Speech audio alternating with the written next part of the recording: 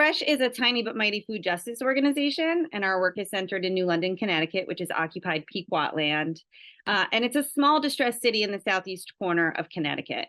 That while we are financially struggling, we're rich with cultural diversity and grassroots spirit. For us, food justice work moves beyond taking a look at food access and really looks at the historic and systemic power dynamics around food and land power and control. And like most of you, we are, we root ourselves in a set of mission, vision, and values that guide the work that we do.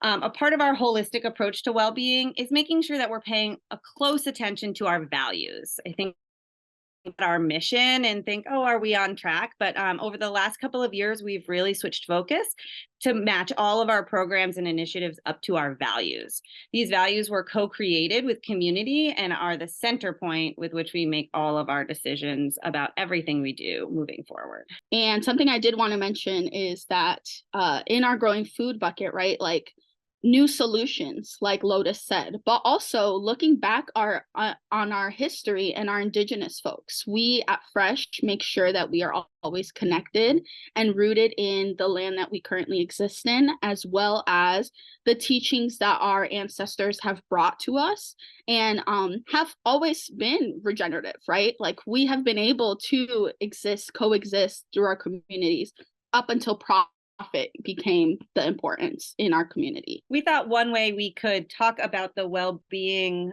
work that we do is through the story of McDonald Park. So before 2017, Fresh was working to grow food with young people on a 2-acre farm just outside of our city. And we were bringing that food into the city through a mobile market and setting up a youth employment program to run those markets. Growing culturally relevant crops, but really focused on growing outside of town and bringing things in.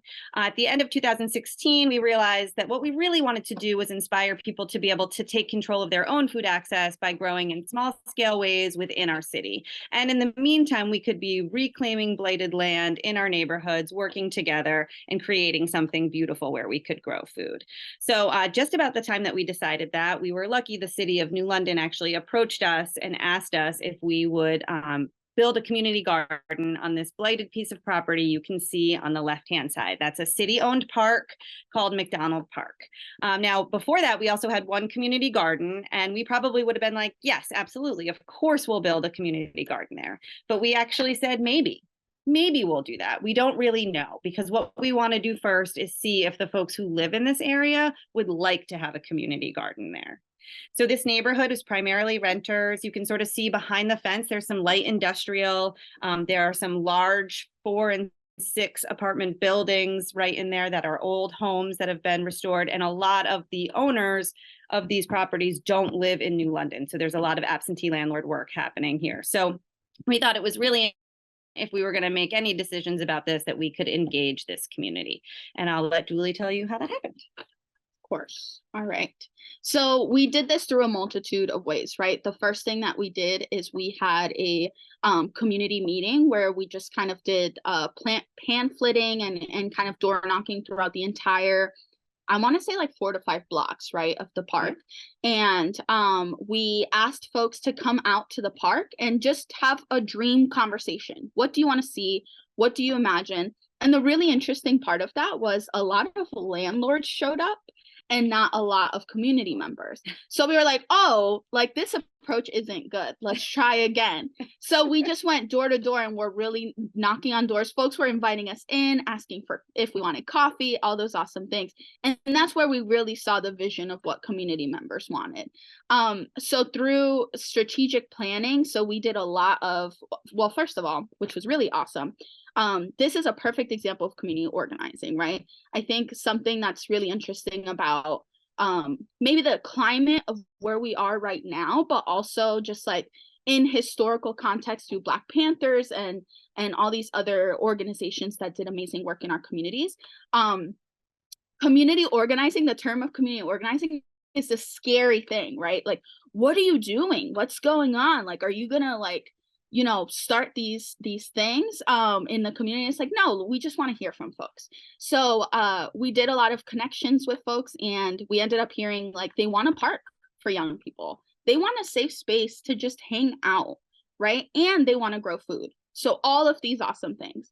So through this work, we actually did this steering committee of all neighbors, and they were all like art folks. They all wanted art, they all wanted food, they all wanted spaces for their young people, and we were able to truly create a strong like pilot group to really build this mission.